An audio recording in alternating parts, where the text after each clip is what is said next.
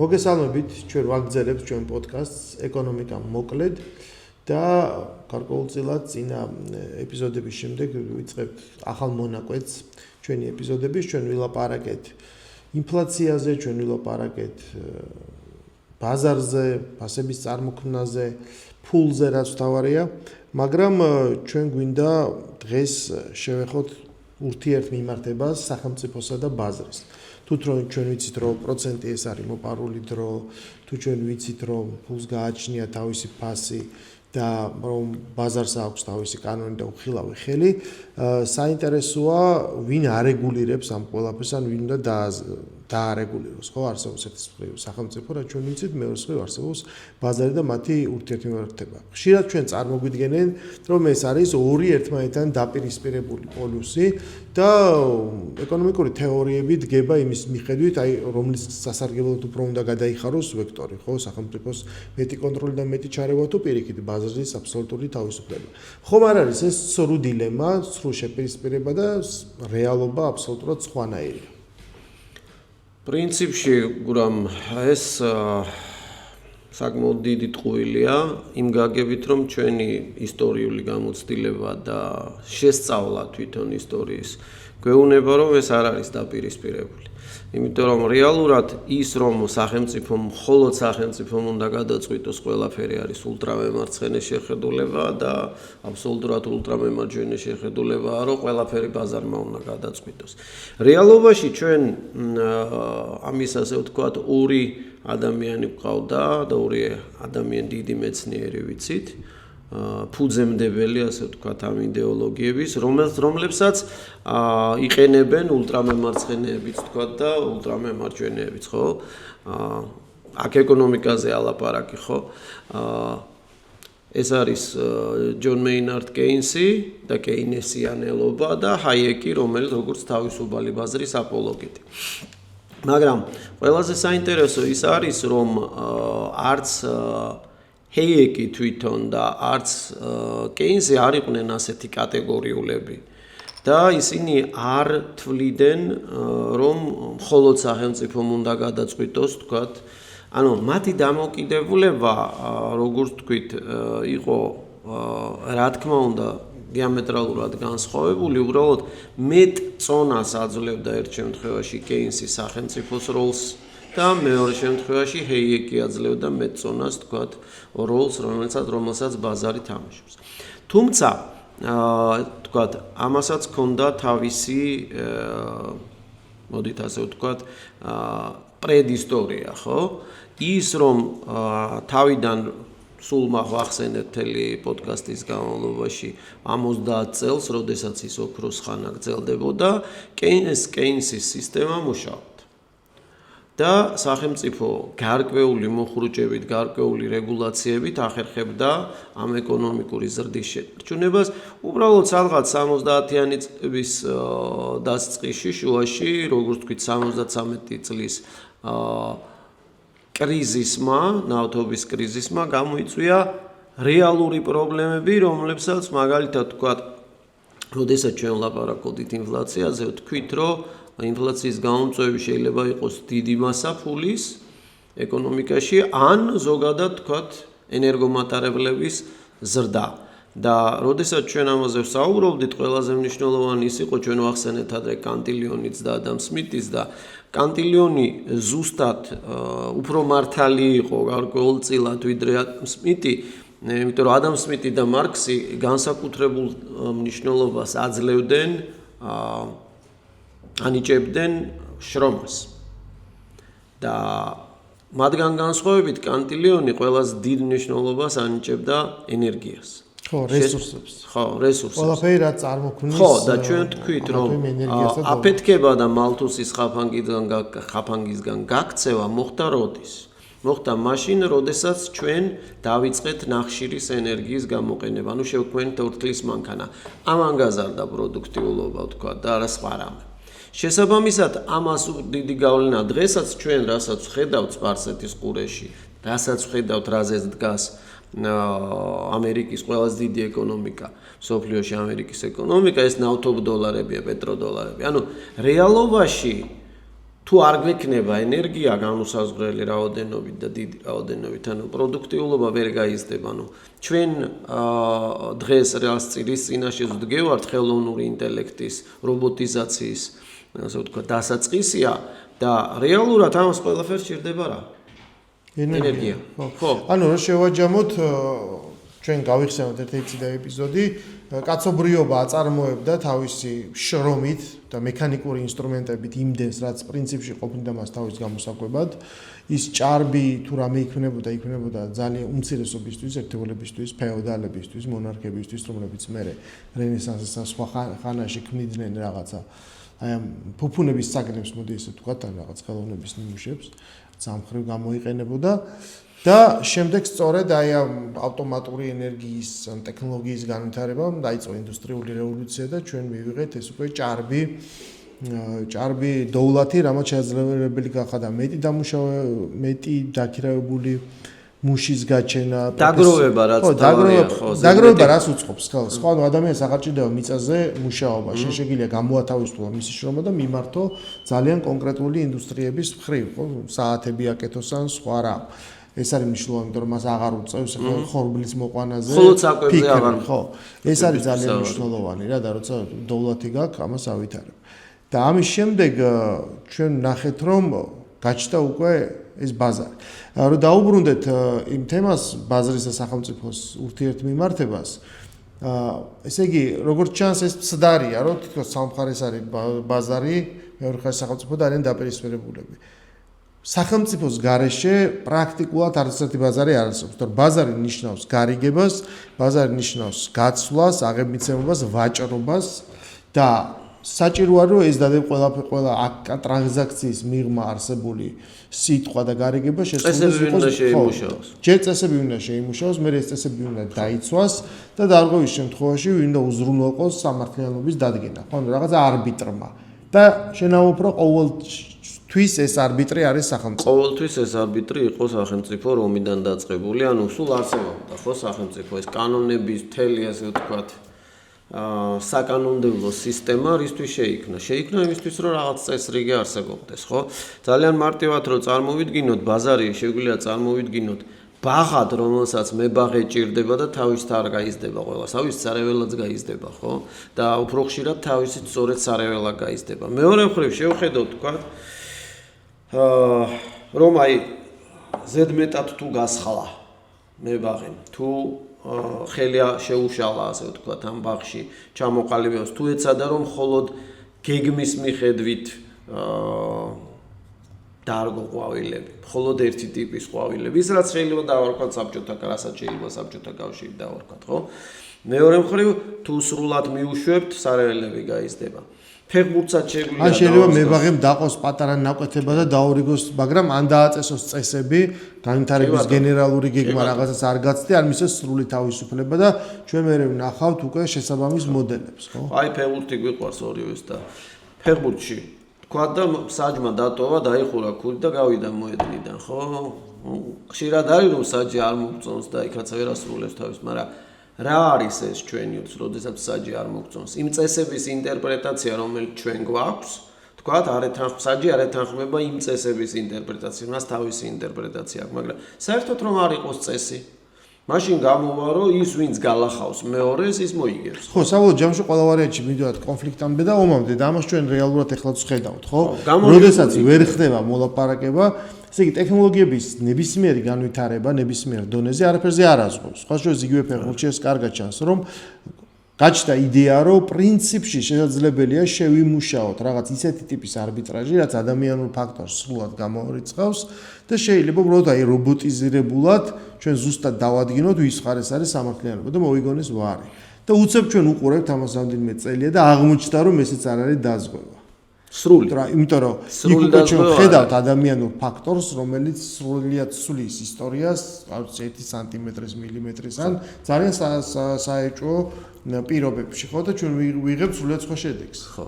მაგრამ უყურე თუმცა ის ვარიც ვიღაცის ხელში. ხო, აი ვარიც ვიღაცის ხელშია. ნუ ჩათვალა რომ ვარი არ არის საჭირო. ნუ ჩვენ სავარძლებიდან გადმოვარდით, ვიგილებით, ხო, ანუ თვლით რომ ვარი საჭირო იყო. ხო, რაღაცა შემთხვევაში. ვიღაცა მაინც ხვითავს, ხო? მაგრამ მთელი არსი რაშია, რომ წარმოიდგინე, რომ ან საჯმა დატოვოს ყველაფერი და წავიდეს, ან საჯმა გადაწყვიტოს ყველაფერი. ხო? ანუ ეს საჯმა ყველაფერი გადაწყვიტოს და თამაში ასე ვთქვათ, არც ჩაატაროს რეალურად და გადაწყვიტოს, რომ ერთ გუნდს მიანიჭოს მოგება და ჩათვალოს, რომ მეორე გუნდი დამარცხებულია, ან პირიქით, რომ საერთოდ დატოვოს მოედანი. ეს გავს იმ საბჭოთა კავშირს თუ რაღაც ზედმეტად ტოტალიტარულ სახელმწიფოს, ხო? ან მეორე შემთხვევაში ეს არის თავისუფალი ბაზარი. რეალურად ეს თავისუფალი ბაზარი არცად არ არსებობს. ხო, ანუ ეს არსებობს თეორიულად, მაგრამ არც ერთ სახელმწიფო ასეთი არ არის.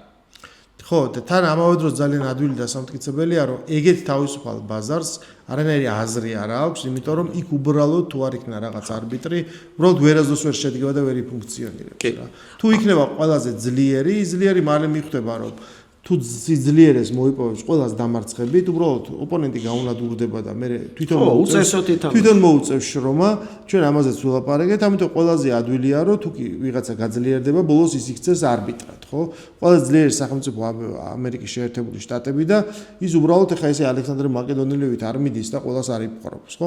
ის მიხვდა, რომ ეხლა ცოტა ოდნავ, მაგრამ ის მიხვდა, რომ ჯობია, რომ მან შეიმუშაოს ინსტრუმენტები, დაადგინოს წესები და აი ამ სისტემაში ჩართოს სხვა სახელმწიფოები. ეს ფუნქცია შეასრულა დოლარმა სწორედ. ხო, მაგრამ აი შენ სადაც ხვედი, ეს იმან კი არ გამოიწვია, რომ ამერიკამ ასე ვთქვათ სიკეთით გადაწყვიტა.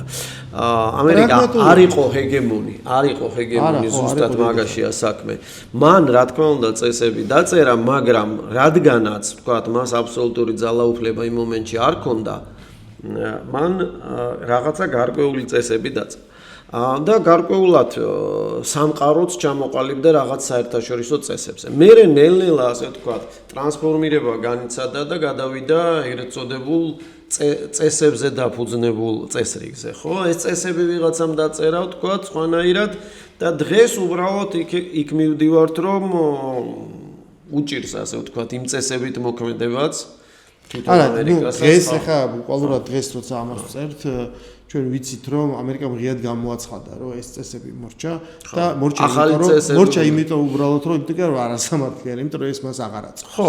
ანუ აღმოჩნდა რომ ის თეორია ასე შეიძლება რომ თავარი არის ადამიანური ძალა, არამედ თავარი არის ენერგია და რესურსი. თუკი ჩვენ ცხოვრობთ ინდუსტრიული რევოლუციის ხანაში, ტექნოლოგიების ხანაში, ამ ყველაფერს კიდე ჭირდება ენერგია. ენერგია ჯერ კიდევ არის წიაღისეული საწოლი. ჯერ კიდევ არის. ჩვენ უნდა აკონტროლო მისი წარმოშობა, მისი მიმოქცევა და მისი ვაჭრობა და მისი ხელმისაწვდომობა ექსკლუზიურად უნდა კონდეს და ამ ომზებსაც ასე ჩვენ ხედავთ არის მთლიანად განპირობებული ამეთი. ხო, ანუ ენერგია არ არის თავისუფლად ხელმისაწვდომი. შესაბამისად, შეზღუდული რესურსია და მისთვის ბრძოლას ჯერ აზრი აქვს. მოკლედ ჩვენ ამბობ რომ სახელმწიფო და ბაზარი არ არის ურთიერთდაპირისპირებული, პირიქით ყველგან არსებობს ამა თუ იმ ტიპის ბაზარი და სახელმწიფო, რომელიც მას არეგულირებს. ესე იგი განსხვავება არის, ჩვენ გვაქვს სხვადასხვა ტიპის სახელმწიფოები, ანუ ჩვენ კითხვა უნდა დაისვას, ის კი არა რომ აი ამ სახელმწიფოს შემთხვევაში რამდენად თავისუფალია ბაზარი. არა, არამედ ბაზარი ყველგან არსებობს, მაგრამ სახელმწიფოც ყველგან არსებობს. აი რანაირია ეს სახელმწიფო ესე? ხო, ანუ მოდი ესეთი რაღაცა ვთქვათ, ჩვენ ან კი არ უნდა დავსვათ კითხვა, რომ გვჭირდება მხოლოდ ბაზარი თუ მხოლოდ სახელმწიფო. აი როგორი სახელმწიფო გვჭირდება, ანუ ბალანსი საითკენ უნდა იყოს, ხო? და კეინსი იძახოდა, რომ ვთქვათ, თავისთავად არასტაბილურია ბაზარი, თავის ნებაზე არ იმუშავებს. ჰეიკი კიდე იძახოდა, რომ თუ ხელისუფლება აიღებს სრულად ძალაუფლებას მართვის ეკონომიკისას, მაშინ, ვთქვათ, მაგალითი მას ჰქონდა და მაგალითი მოჰყავდა ნაცისტური გერმანიის და ვთქვათ, საბჭოთა კავშირის, ხო? მაშინ ბატონყმობის გზაზე ვართ. მაგრამ რეალურად არგუმენტი ორივე მართალია, მაგრამ თავარი და ზუსტად ზუბრუნდებით, რადგანაც სახელმწიფო სულ არსებობს და უკვე საუკუნეებია და ათასობით წელი არსებობს, ზუსტად იმისთვის არსებობს, რომ ეს ბალანსი დაამყაროს. უბრალოდ სხვადასხვა სახელმწიფო და ეს არის შეთანხმება, ხო? ანუ მაგალითად, როდესაც ჩვენ ბავშვობაში ფეხბურთს ვთამაშობთ, ფეხბურთს დაუბრუნდები და სამი კუთხური ერთი პენალი შეთანხმება იყო, ხო? ანუ ჩვენ თუ რაღაცაზე შევთანხმდებით, ისეთი უნდა იყოს სახელმწიფო. აქ ზუსტად იმაზე არის, რომ სხვადასხვა სახელმწიფოები, სხვადასხვა ერები შეთანხმდნენ სხვადასხვა ტიპის სახელმწიფოზე. ანუ სახელმწიფო სხვადასხვა ბერკეტი დაუწესეს. თვითონ მიდგომაც არაერთი სახელმწიფოზე, არა მთელი დასავლეთის, ხო, ისევ დაუბრუნდები მოქროს ხანას. შეთანხმება იყო, რომ გარკვეულწილად შეზღუდვები უნდა ყოფილიყო. და ამ შეზღუდვებმა განაპირობა ის თანასწორობა, შედარებითი თანასწორობა, რომელიც მაშინ იყო. და ხელს არ უშლიდა გარკვეულ ეტაპამდე ეკონომიკის ზრდას. თუმცა მერე ეკონომიკის ზრდა გარკვეული ობიექტური მიზეზების გამო რო შეჩერდა, თქვათ, თავისუფალი ბაზრის მომხრებმა ეს გამოიყენეს საბაბად იმისა და არგუმენტად, რომ სახელმწიფო უშლის და რეგულაციები უშლის ხელს. ხო? ეს იყო ყველაზე მნიშვნელოვანი. მაგრამ როგორც თქვით, არც ეიკი იყო ბოლომდე დარწმუნებული იმაში, რომ ბაზარი მიშვებადია ბოლომდე და არც კეინსი ამბობდა, უბრალოდ კეინსი ინსტრუმენტად ხედავდა სახელმწიფოს და იძახოდა, რომ როდესაც გაქვს დეფიციტი და როდესაც გაქვს ეკონომიკური კრიზისი, გაზარდა ეს დეფიციტი, ანუ აიღე ვალი, აიღე სესხი, დახარჯე მეტი ფული, რომ ეკონომიკა არ ჩავარდეს. მაგრამ გახსოვს იაკობის ისტორია, ხო? რა უნდა ქნა, როდესაც გვალვა მოვა, ხო? როდესაც მოსავლიანი წელი კი არ გაფანტო და გაფლანგო ის რაც გაქვს. არამედ შეინახო იმისთვის, როცა ცუდი წლები მოვა. შესაბამისად, კეინსიც ამას იძახოდა, როდესაც შენ გაქვს ეკონომიკის ზრდა, მოახერხე ის, რომ შენ გადადე ეს ფული, ჩადეს რაღაცეებში, არ დახარჯო იმაზე მეტი, რაც აუცილებელია. და ეს, ასე ვთქვათ, სიმდიდრეკეთ დღეობა შემოინახე შემდგომში და იმით გადაიხადა ის ვალი, რომელიც აუცილებლად უნდა აიღო. ანუ არ გააჩერო ეკონომიკა ამბობდა, მაგრამ არ ამბობდა, რომ ამას ბაზარი გააკეთებს. ბაზარს არ აინტერესებს. ვიღაცა ვინ შემოაკვდება, რო იტყვიან ხელში. თუნდაც ათასობით იყოს ეს ადამიანი. კეინსი იყო თავისუფალი ბაზრის მომხრე. ჰაიეკი. თავისუფალი ბაზრის ორივე, მაგრამ ვინ როგორ ჩარევას სახელმწიფოს ჩარევას გულისხმობდა და დღემდე მუშაობს კრიზისების დროს კეინესიანური მოდელი. მისი მათი ნააზრევი, ესე ვთქვათ, დოქტრინები რაც არის. ერთი არის ისინი რას ამბობდნენ და რა დათქმებით ამბობდნენ და ემხრობოდნენ. დათქმები დაივიწყო ბევრი ხო მოსწავლეები. და ეს არის ერთი თუ როგორც მარქსის შემთხვევაში ერთია მარქსი ასწევდა და მეორე როგორ ხდებოდა მისი ინტერპრეტაცია, მისი ზუსტად ასე იყო. ანუ ისინი ერთმანეთს შეიძლება შეკამათებოდნენ, მაგრამ რაღაცაზეც თანხდებოდნენ. ანუ არც ეიკი ანოლებდა სახელმწიფოს. ეს არ არის ორი სხვადასხვა სამყარო. იქ არის რა თქმა უნდა დიდი კვეთის წერტილები, ხო? კი, არის კვეთის წერტილები. უბრალოდ ასე ვთქვათ, პლატონიდან დაწყებული დასავლური, ასე ვთქვათ, ცივილიზაციას აქვს ეს დუალისტური შეხედულება სამყაროზე, ხო? ინის და იანისგან განსხვავებით, რომ შავი და თეთრი. შესაბამისად, შავ-თეთრად უყურებთ ჩვენ ყველაფერს. და ამიტომ საუკეთესოა, რომ სიკეთე და ბოროტებას ერთ აპოლოგეტად ერთი გამოწვდოთ მეორედ მეორე. ანუ ეს საბოლოო ჯამში აღმოჩნდა, რომ ესე არ იყო. ესე არ იყო, ხო. მაგრამ ამის მიუხედავად ხდებოდა, თქვათ, მათი იდეების გამოყენება. მაგრამ ნუ მაშინ დავსვათ ესეთი კითხვა. თუ კი ჩვენ ვამბობთ, რომ ცხოვრობთ ინდუსტრიულ ხანაში, რატომ არ შეიძლება იგივე ეს ზრდა, ანუ ყველაფერი, ან ბაზრის განვითარება და იგივე მეთოდის გამოყენებით, რაც ჩვენ თქვი, რომ არსებობს გაჭირებული წლები და არსებობს კარგი წლები. იმ დროს, თქვათ, იოსების ისტორიაში ეს დამოკიდებული იყო ბუნებაზე, იმიტომ რომ ეს არის აგრარული ქვეყანა, ყველაზე უხმოსავლიანი ეგვიპტე, მაგრამ დამოკიდებული ხარ ბუნებაზე. როდის მოვა წვიმა თუ იქნება გვალვა თუ იქნება ნაყოფიერი წლები. ეს იყო მთავარი რესურსი. მაგრამ დღეს როცა ჩვენ გვაქვს ტექნოლოგია, პრინციპში, ანუ სოფლიო და გლობალისტურ ეკონომიკაში ცხოვრობთ, ყველგან ერთდროულად არ არის ხო გვალვა. ანუ აი ამ რეზერვების მართვა კიდევ უფრო ადვილად შეიძლება. რაც თავარია, შენ გაქვს წვდომა წიაღისეულზე, მანქანა დანადგარი მუშაობს უწყვეტად, ამინზე არ არის დამოკიდებული, ანუ ენერგიის წარმოება ხდება დაუბრკოლებლად. მაშინ რატომ არ შეიძლება ჩვენ უზრუნველყოთ რაღაც დონის, აი ძალიან მდგრადი ეკონომიკური განვითარება? რატო გვაქვს ჩვენ მუდმივად სულ რყევა? არ ვიცით რა იქნება ხვალ, აქციების ფასი გაიზრდება, ჩამოვარდება ბაზრები, რატო იფუშება, რატო ვიღებთ აი ამ კრიზისებს, თუნდაც აი ყველას რაც გვახსოვს 2008 წელი. პირველ რიგში ზუსტად იმით. რატო არც ერთმა მეცნიერმა ეს თეორია არ შეთხზა, რომ აი თუ აი რაღაც ამ წესით ვიცხოვრებთ, ჩვენ მუდმივად გაიზრდება ეკონომიკა სტაბილურად და ეს სიკეთე გადაწილდება ყველას. ხო, ну ესეთი თეორიები ბევრია, უფრო უტოპიურია, რეალურად ჩვენ თქვით რომ ის ეკონომიკა, რომელშიც დღეს ჩვენ ცხოვრობთ, ამ ეკონომიკის თავარი საფუძველი არის მომავლის ხარჯზე ცხოვრება. ანუ ვალი. ხო, ანუ თუ ეკონომიკა არ იზრდება, მაშინ ვალს ვერ გაისტუმრებ. ხო, თუ ვალი არ შეიქმნება, ეკონომიკა არ გაიზრდება. შესაბამისად, პრობლემა რაშია? პრობლემა იმაში არის, რომ წესებს ვინ წერს, ხო? და აი წესებს ვინ წერს, არსებობს ეგეთი ტერმინი moral hazard, ხო? მორალური საფრთხე. როდესაც შენ, თქვათ, კაპიტალის მქონე კაპიტალისტებს აიღებ, თქვა და აიღებ მაგალითად ბანკს, ხო? ბანკი იძახის, რომ სახელმწიფო არის რეგულატორი, მაგრამ როცა კრიზისია და ბანკი გაკოტრების საშიშროების წინ დგას, ვის უნდა მიმართოს დახმარებისთვის? სახელმწიფოს. ხო? ანუ გამოდის, რომ ბანკის ასე ვთქვათ, კრედო არის, რომ თუ მე მოგებაში ვარ, გადასარევია ბაზარი რეგულირდება, ნუ ჩაერევა სახელმწიფო. მაგრამ როგორც კი ზარალზე გავდივარ, იმის გამო რომ ეს მოგება და სიხარბე ბუშტს ბერავს და ეს ბუშტი როდისღაც აუცილებლად გასკდება, მაშინ უკვე სახელმწიფომ უნდა მიშველოს. ანუ რაც შენია, ჩვენია და რაც ჩემია, ჩემია. რაც ჩემია, ჩემია. და ყველაფერი სამუშაოებს მითი, რომ თუ კი კარგია ზრდა, კარგია რომ ვიღაცების დიდრდებიან, მაგრამ რაც უფრო სხვები დიდრდებიან, მათი დოულათი ჟონავს და ამიტომაც მოდი ესე ვიცხოთ. ანუ მაშინ გამოდის სწორია თუ არა ის, რომ როცა ეკონომიკურ ზრდას ხედავ, ჩვენ აი მაგალითად გვაქვს მაგალითები, ხო? აი იყო ილონ მასკი.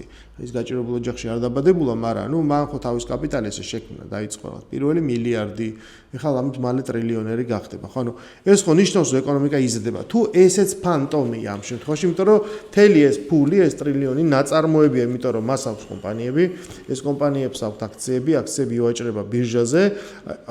არსებობს ამ აქციების მიმართ არა რეალური ღირებულება, არამედ მოლოდინი, ფასი იწევს მაღლა და აქციების ფასი უდრის აი მქონებას, რასაც იძახენ ხოლმე, რომ მას აქვს ამდენი მილიარდი. თორემ რეალობაში მთელი მისი ინდუსტრია, იმიტომ რომ მან ეს ინდუსტრია რეალურად არსებობს, ხო, ყველა ის კომპანია, რასაც აკეთებს, დამოკიდებული არის იმისთვის, რომ დაეწყო, იმისთვის, რომ გაეზარდა, მან აიღოს ესხები ბანკში. ანუ მას აქვს ვალდებულებები. კი ბატონო, მას აქვს ვალდებულებებიც, მაგრამ მარტო ვალდებულებებზე არ არის. ანუ მთელი ჩვენი ეკონომიკა ისევ მთავარი რა არის, რომ ასე ვთქვათ, ჩვენ თავისუფალ ბაზარს, ანუ ის რომ ყველაფერი შეუზღუდავი იყოს, არ ვიყენებთ სწორად, ხო? ანუ გამოდის, რომ ბანკი გვეუბნება, რომ შეუზღუდავი უნდა ვიყო, როდესაც მე კარგ პირობებში ვარ და ვიღებ მოგებას, მაგრამ მე ახალი შეზღუდვა შემოგვი, უნდა დამეხმარო. ხო? და რა არის თავარი, რომ შენ იძულებული ხარ დაეხმარო, იმიტომ რომ ბანკი, მაგალითად საქართველოში ორი სისტემური ბანკი გვაქვს, ხო? ეს ორი სისტემური ბანკი რო გაკოტრების წინაშე დადგეს. ეკონომიკა მიყვება ამას თუ არა? ხო? მაგრამ როდი შეიძლება დადგეს გაკოტრების წინაშე? არა, უბედურება რაშია მანდიცი, იმიტომ რომ სიხარბის გამო შეიძლება დადგეს და არა თუ კი ეს ბანკი დადგა გაკოტრების წინაშე, ჯვარი გწერია, მაგრამ ნიშნავს, რომ უბრალოდ შეიძლება აი გაქრეს, ჩვენ ერთხელ გავიარეთ ეგეთი ის კრიზისი, ხო, საბჭოთა კავშირი დაინგრა, რომ უბრალოდ ხალხს გეგონა რომ ქონდა დანაზოგი, რეალური ფული და ეს უბრალოდ გაქრა. მაგრამ თუ ადამიანებს აქვთ სესხები აღებული ბანკებში, იპოთეკური ან სხვაგვარი, ბანკის გაკოტრება არ ნიშნავს, რომ ეს სესხები გაქრა. რა თქმა უნდა. ანუ იმიტომ რომ თუ ეს ესე იქნება, დეპოზიტები შეიძლება გაქრეს, მაგრამ ამ გლობალურად რო დააყენოს საკითხი ესე, ანუ მე მაგალითად ეხა შეიძლება ის ვალი მეტი მაქვს ბანკში, ვიდრე ანგარიშზე ფული, ხო? ვიღაცამ შეიძლება უმრავლესობა ეგრეა. ასე გებია რომ ხვალ ვიცხოვებთ აბსოლუტურ ჯუნგლებში და კანონი და წესი აღარ იქნება და შეიძლება ეს ალბათ კარგი არ არის, ხო ხდები, მაგრამ ძალიან მოკლე ვადაში ერთ დღეშიო დაუყენო ადამიანს არჩევანი, რომ აი თქვა აი ბანკი ხრება, ოღონდ შენი ვალიც აღარ არის, მაგრამ მეორე დღეს სხვა საერთოდ აღარ იცი რა სისტემა მუშაობს, კაცმა არ იცის ვინ რას გადაწყვეტს. ხო. იმიტომ რომ ემოციურ დონეზე ხო. დღეს ქვეყანაში ვალი მეტ ადამიანს აქვს, ვიდრე დანაზოგი. კი. ამიტომ ჩვენ როდესაც გახსოვს ლაპარაკი. ნუ ვისაც დანაზოგი აქვს, იმას ვალიც აქვს. ფულზე როგორ იქნება პრაქტიკულად აერიდან თქვით რომ 5%-ია ხო ის მინიმალური სარეზერვო მოთხოვნა 95% ქაღალდზე იქნება ხო გამოწერით. შესაბამისად, როდესაც ჩვენ ლაპარაკობთ ფულის მასაზე M3-ზე, ხო, აი კლიან ფულის მასაზე, რომელიც ყველაფერს შეიცავს იმ ქაღალდზე გაწაკ ვირტუალურ ფულსაც. ჯამში გამოდის რომ ის რეალურად უფრო ხშირად არის დეპოზიტი არის ბანკის მხარეს გახსნილი, მაგრამ რეალურად ის 65 მილიარდი ლარი ასახავს არა ადამიანების ხელში არსებულ ფულს, არამედ მათ ხელში არსებულ შესაძლებლობას გამოიყენონ ეს ფული, მაგრამ იმის შესაბამისი ქონება უკვე მათ აღარ ეკუთვნის, პრინციპში ბანკს ეკუთვნის, ხო? და რეალურად გამოდის, რომ ეს ხშირად აჩვენებს რამდენად ასე ვთქვათ, რამდენად დიდია ვალი, რომელიც ადამიანებს აქვთ. არსებობს თუ არა ილუზია, რომ იცი რა არის ეს ვალი კარგია, იმიტომ რომ განაპირობებს ეკონომიკურ ზრდას და შემდეგ ეს ხშირად ამ ილუზიას ქმნის, იმიტომ რომ ეკონომიკა რო იზრდება, აი ნახეთ, ამიტომ იზრდება ტექნოლოგიები. ხედავთ, აი ეკონომიკა გაიზარდება, იმიტომ ჩვენ ცხოვრობთ ეპოქაში, რაღაც ამიტომ ჩვენი ბავშვობაში რა იყო ტექნოლოგია, დღეს ბევრი სახალისო ვიდეო ახome, ხო? ჩვენი ის device-ები, რაც თავის ძროზე გქონდა, ტელეფონი, მაშინდელი ანაში, დღეს ახალმოთავობა უბრალოდ დისკსაც ვერ ჩადებს ალბათ კომპიუტერში. და დღეს ვცხოვრობთ სხვა სამყაროში. ეს ხო არ ქმნის ერთგვარად იმის ილუზიას, რომ რაკე ეს ტექნოლოგია ვითარდება, რომ იცით რა, აი პროგრესი მუშაობს. აი ეს ეკონომიკური ზრდა მუშაობს. ანუ ჩვენ ხო ვამბობდით, რომ ეს ყველაზე რო გადანაწილდება, აი ამისი შედეგიც. ამან განაპირობა ეკონომიკურმა ზრდამ, დაბუსტა, ესე ვთქვათ, ეკონომიკა და შემდეგ ჩვენ მივიღეთ ეს თუ ეს რო არ ყოფილიყო ეს, აი რო არ შეცვლილიყო 70-იან წლებში ეს პრინციპი, ეს ტექნოლოგიური ცვლილება მაინც მოხდებოდა, მაინც გაჩნდებოდა Bill Gates-ი მაინც გამოიგონებდა რაღაც Windows, კომპიუტერს, Steve Jobs-ი, Apple-ს და ასე შემდეგ. ხო, აი აქ ყველაზე საინტერესო ზუსტად ეგ არის, რომ ბიზნესი თავისუფალი ბაზარი სულაც არ არის დაინტერესებული არანაირი ფუნდამენტალური მეცნიერების გრძელვადიანი ინვესტიციით. ზოგადად არ არის დაინტერესებული. ეხლა წარმოიდგინე, რომ ბანკმა დააფინანსოს კვლევა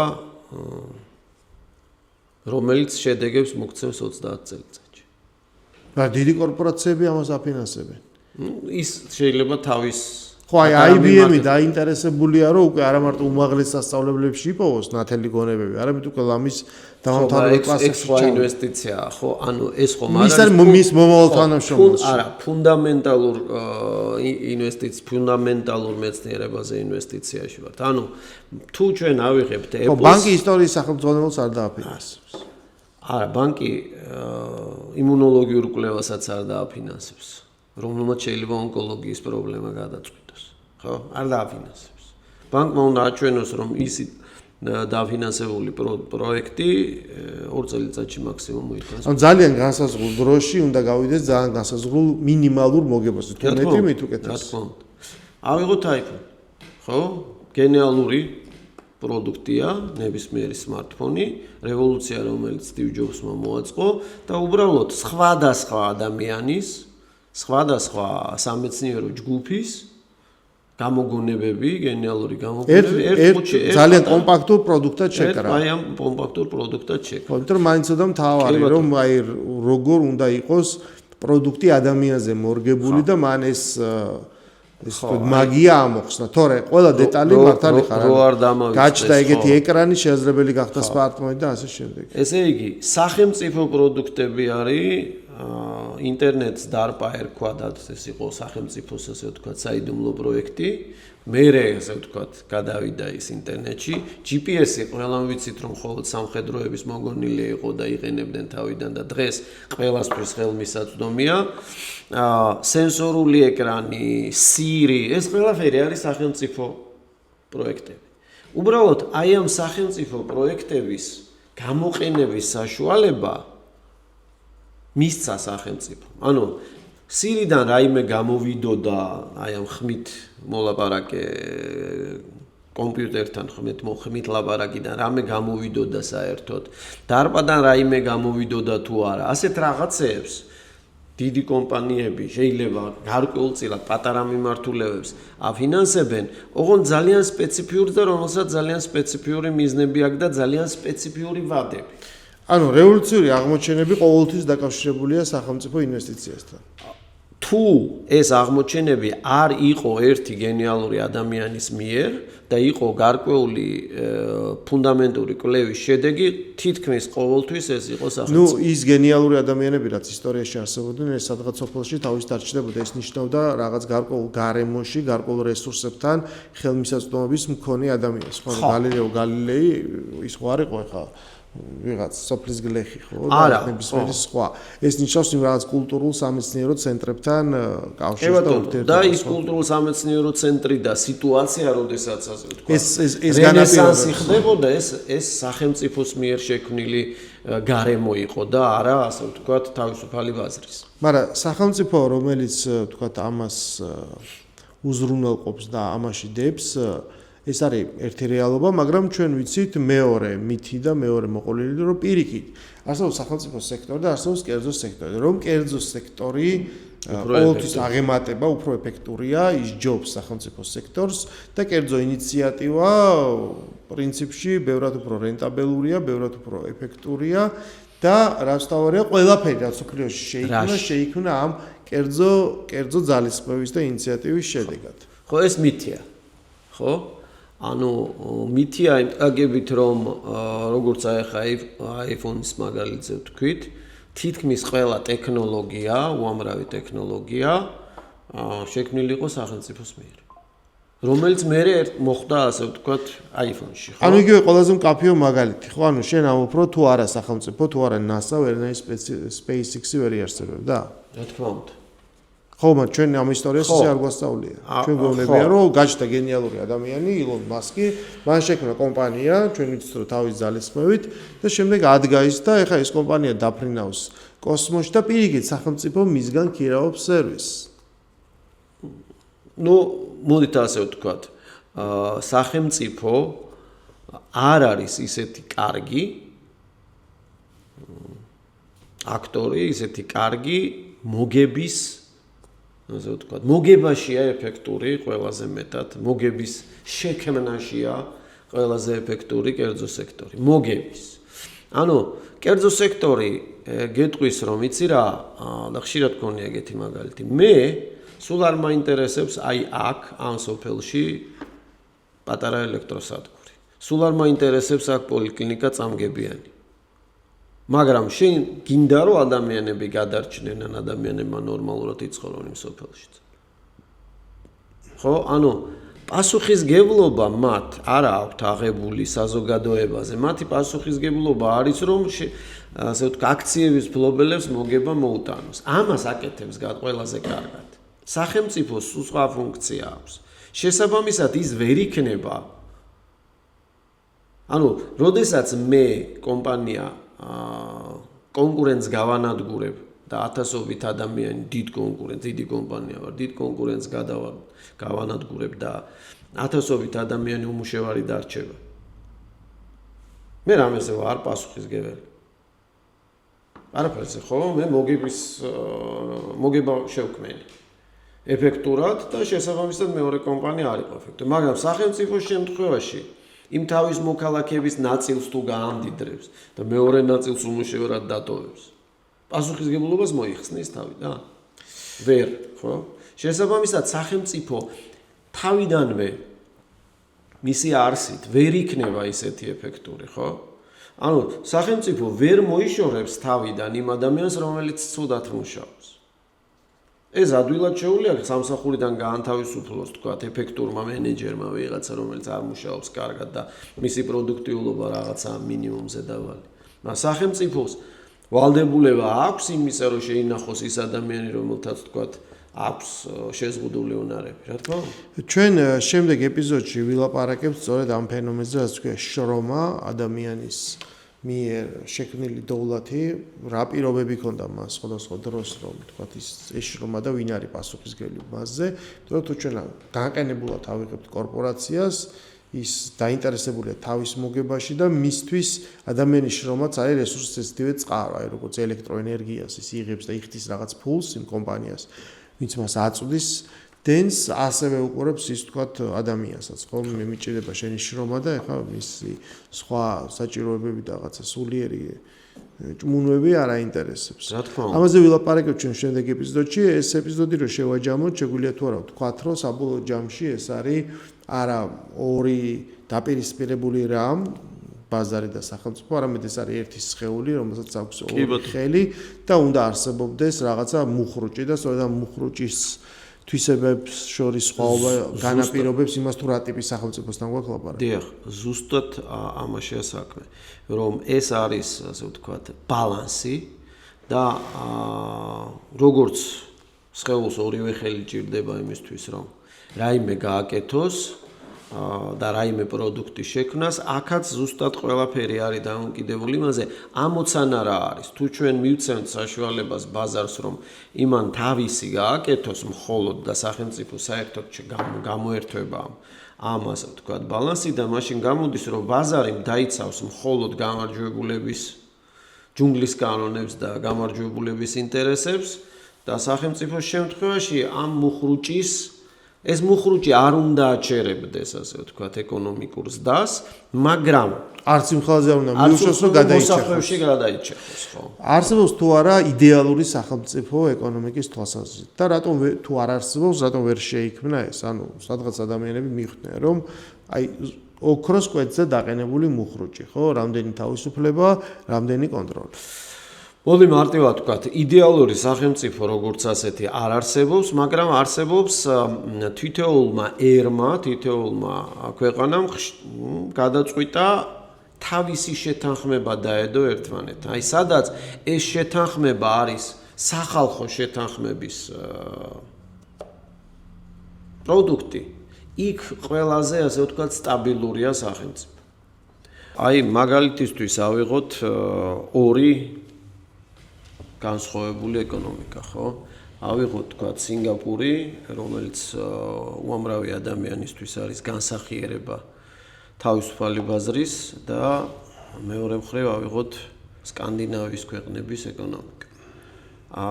ერთ შემთხვევაში ყველას გონია, რომ სინგაპურში რეგულაციები არ არსებობს და ერთ-ერთი ყველაზე მკაცრად რეგულირებადი ქვეყანაა, ტოტალიტარულიც კი შესაძლოა. რაღაცა მიმართულებებით დავარქვათ და საერთოდ საფუძველი საერთოდ დიქტატურა იყო ლიქვანიოს მიერ ჩამოყალიბებული. და იქ ძალიან ბევრ რაღაცაზე არსებობს ეს მუხრუჭები, რეგულაციები, განსაკუთრებით ის რაც ეხება მაგალითად ჯანდაცვას და სოციალურ კეთილდღეობის სხვა ელემენტებს. რაც შეეხება სკანდინავიის ქვეყნებს, იქ ორი მიმართულებაა. ერთი თვითონ ადამიანების, ანუ მოქალაქეების შეთანხმება როგორც ასეთი არის ის და ეს არის თვით ამ ქვეყნებში მოქალაქეების სოფხედველობა, რომ ზედმეტი საჭიროება არ არსებობს და ფუფუნების საკნები მიუღებელია მათთვის. ანუ საზოგადოება არ იღწვის ამისათვის. მაგალითად, შვედეთში შენ თუ ძალიან ძვირი მანქანით და ჯიპით გაივლი შუა ქალაქში, ყველა ჩათვლის რომ შენ არც საზოგადოებას წემ პატივს და საერთოდ ხარ შეურაცხადი სული. ხო, მაგრამ ეს დიდარი ქვეყნები აწარმოებენ თვითონ აი ამ ფუფუნების საგნებს და მას ყიდიან და ეს არის მათი შემოსავლის წყარო. ეხლა შეიძლება შვედეთს არ აყავს ეგეთი Ferrari და Lamborghini, მაგრამ ნუ კი, გარკვეულწილად. ანუ ვისთვის აკეთებენ მაშინ, ვინ უნდა იყიდოს? ეკონომიკა ვიღაცისთვის, ვისაც ეს უნდა, ხო? ანუ რეალურად ჩვენ ბევრჯერ გვითქვია და მუდმივად გავიმეორებთ იმას. იმისათვის რომ შენ რაღაცა გაყიდო, ჯერ ამის ასე ვთქვათ სურვილი უნდა არსებობდეს. მე რაღაცა მომენტში ვიტყვით როგორ შეუქმნათ სურვილი იმ ადამიანს. რაღაცა მოთხოვნა. მაგრამ მთელი არსი ამ ეკონომიკის, რომელიც არის სკანდინავიურ ქვეყნებში, ეს არის რა? ეს არის სოლიდარული პასუხისგებლობა. ანუ იქ ადამიანები თავისუფალ ბაზარზე გარკვეულწილად უარს ამბობენ სახელმწიფო რეგულირების მხარდაჭერის მიზნით, იმიტომ რომ იციან რომ მათ ურჩევნიათ მომავალში უფრო გარანტირებული სახელმწიფოს მხარდაჭერა და იციან, როდესაც 90%-ს გადაიხდიან საშემოსავლოს, თუ არ ექნებათ საერთოდ შემოსავალი, მათი შვილები ისევ იმ სკოლაში ისწავლიან, ისევ ისეთ ჯანდაცვას მიიღებენ, ანუ მათ იციან, რომ ის ფული არ გაიფლანგება, რომელსაც ისინი იხდიან სახელმწიფო ხაზინაში. მეც მოკლედ იდეაში გეთანხმები, რომ ალბათ არ არსებობს ეგეთი იდეალური სახელმწიფო. რა შეთანხმება? ხო, მუდმივად იპოვა რაღაც ფორმულა, მოდი ესე ვიცხოვროთ და მე ესე ცხოვრობს და ყველა რაღაც ბედნიერია, იმიტომ რომ ესეთი რამ თეორიულადაც რომ დაუშვათ ეგეთი მოდელი რომ სადმე შეიქმნას, იმას საერთოდ სხვა ტიპის განსაცდელები დაუდგება. იქნება მიმზიდველი და მიაწდება ხალხი. თეორიულად კომუნიზმი შესაძლებელია. მაგალითად გარკვეული ქვეყნებიდან საქართველოს მათ შორის იყო გარკვეული ქვეყნების მიმართ ჭარბის სენტიმენტი, ხო? ამერიკის შეერთებული შტატები. გავყიდე ყველაფერი, გადავედი მექსიკის საზღვარზე, შევედი აღთქმულ მიწაზე. ანუ ეს მამოძრავებელია შემდეგ არის, იმიტომ რომ მე თუ მკითხავ ამერიკიდან ჰოლივუდი უფრო კარგად იყიდება, ის უფრო ჰოლივუდში უფრო კარგად ჩანს ამერიკა. ხო, და ამით, მაგრამ ესეც მნიშვნელოვანი მამოძრავებელია, იმიტომ რომ ადამიანი მიდრეკილია, რომ რაღაცა იმედს უნდა სდიოს. იდეაში ჰოლივუდიც მათ სწორედ ეს ყველაზე მთავარი სენტიმენტი იპოვნა და აი ამაზე გააკეთა კაპიტალიზაცია. ამიტომ გამოდის და შეინათქვამიც ადასტურებს, რომ მთავარი ეს არის ადამიანების შეთანხმება და ადამიანების კრიტიკული უმრავლესობის ან მართველი ელიტის გაცნობიერება, რომ მათთვის მათ ქვეყანაში კონკრეტულ დროს, ადგილსა და სივრცეში არსებობის პირობებში, რომელია საუკეთესო პარიტეტი, მოდელი და ის საზოგადოებრივი ხელშეკრულება, რაც არსებობს, რომელიც არასდროს საზოგადოებრივი არ დაიწყო. სოციალური კონტრაქტი ხო თეორია არის, ზევიდან ქვევით არის თუ ქვევიდან ზევით და ქვევიდან ზევით არასდროს არ დაწყებულა, მაგრამ ყოველ შემთხვევაში ყოველთვის შეიძლება მე ეს კონტრაქტი გახდეს სწორედ აი ეს ქვევიდან ზევით. იმიტომ რომ რას ეყრდნობა ელიტებმა უნდა დაარწმუნონ მოსახლეობის საკმარისი უმრავლესობა, რომ ეს არის ოპტიმალური და სწორი. ეს მოდელი ჩანს ყველაზე უფრო ისეთ ქმედუნარიანად და დამაჯერებლად. დანარჩენი უკვე დროის ამბავია და დრო როგორც ვიცით იცოლება და ვერასდროს ვერ გეცოდინება ზუსტად რა გელის მომავალში. და ყველა ქვეყანას თავისი რაც არ იცოლება, ეს არის შრომა, შრომელი ადამიანი, ჩვენ ზუსტად ვიცით, ყველაფერს ჭირდება ენერგია და ყველაფერს ჭირდება შრომა. ამის გარეშე არანაირი კომბინაცია არ ჯდება, ხო? აი ამის შესახებ კი ვილაპარაკებთ უკვე შემდეგ ეპიზოდში.